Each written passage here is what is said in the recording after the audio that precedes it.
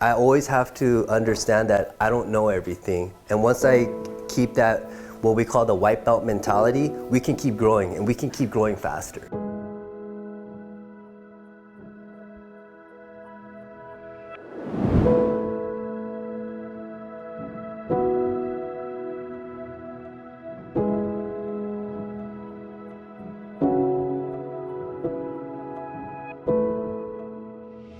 Hey, it's Jeff Crabb with another episode of TruAbutment's InTRUview from Chino Hills, California, where I'm going to introduce you to a doctor who will not only fix your teeth, but he can also break them if you wanted to. Hi-ya! Hope I didn't intimidate you with my moves there. Dr. Kim, how are you? Yes, how are you? Good to see you. Good to see you too. So listen, I want to chat with you about your impressive Jiu-Jitsu background, but also how you built this beautiful office. You got time? Absolutely. Let's go on. Let's Come go. on in. So there's so much I want to talk to you about, but I want to start where it all started. Owensboro, Kentucky. So I was born in Owensboro, Kentucky. My dad just basically decided, hey, we need to go to California. You need a better life. You need more opportunity. So I was only in Kentucky for about a year. But I did grow up in Diamond Bar, where it was mainly a lot of Koreans. Okay, got it. So your parents, what did your mom and dad do when they came to the States? What was their role? What was their job? My mother was a nurse. She said, Rob, you should be a dentist because they can set their own schedule. You can open your own practice. My mom also knew that I was good with my hands. I was creative. So that's kind of where we agreed, and I just followed my mom's direction and said, hey, maybe I should go into dental school. You had such great parents that they understood you. Hey, listen, here's what you should do. Go be a dentist, and you followed that. Let's now go into when you're buying this practice, when you decided to go ahead and take over. How did that transition happen? I started from scratch. I started from 0 patients. I wasn't really chasing the money. I was just doing the best I could, and I knew after I did that, then the business would take care of itself. That's so special. I like that. I like that a lot.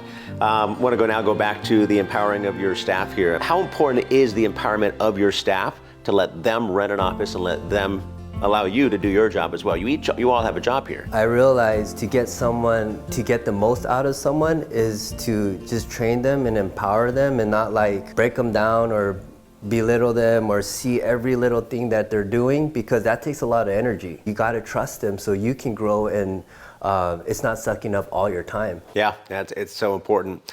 To overcome obstacles is growth in personal and business. You've overcome obstacles in every which way. But the biggest obstacle I feel like you've overcome is, which many people have never broken their neck and they've never been paralyzed. You have. How did that happen and how did you overcome that? So we got in a huge car accident. We flew off a huge cliff. I was actually the only one who was conscious. I had to break the window, crawl out of the car, pull my cousin out of the car. I couldn't move my right arm and I couldn't feel my left arm. I remember the neurosurgeon, his name was Dr. Azargadi, and he said, hey, we're gonna have to do a surgery on you to relieve the herniation, and there might be a chance that you're gonna be a paraplegic. And at that point, man, I prayed so hard. I was like, whatever it is, I can't do anything. And I remember the next morning, I looked at my stomach and I had like all these bruises on my stomach because I kept on pinching myself because I couldn't feel anything. After a few days, I was looking at those bruises, but now I can start feeling it. I was supposed to die, I was supposed to lose everything, but man, I'm just super grateful for everything that I have. And that accident had a lot to do with it. It takes a lot of mental strength to come back from something like that, and Jiu-Jitsu, that definitely helps. What similarities does Jiu-Jitsu have and business or chatting with your patients? How does that cross over? Go into a little more detail about that. So Jiu-Jitsu is a martial art that I think everyone should be doing, especially business owners. I would say one of my biggest influences in Jiu-Jitsu would be my professor. His name is Jiva Santana. He's just the humblest guy. He's a strong guy, he can beat everyone up, but he has so much knowledge and he's so kind to everyone. I really respect that about him and I look up to that. You always have to stay humble. You always have to keep like a learning mentality. The ego could be very dangerous. And so what Jiu-Jitsu does, it really controls my ego. It keeps me grounded. The day I feel like I know everything, someone's gonna come and beat me up, and I'm like, man, I don't know anything anymore. Because no matter how good I get in Jiu-Jitsu, I know I can always be better.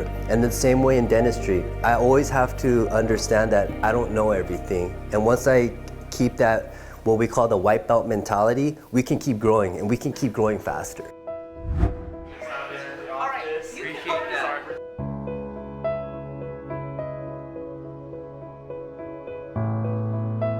I want to stay humble, meet new people, learn from different cultures, learn from different crafts, and just become the best person that we can be. Because we only live once, right? We want to live our life to the fullest, because at the end of the day, when we go home, or when it's kind of like the fourth quarter of our lives, we do not want to have any regrets. We want to make sure we lived a good life and just help as many people as we can.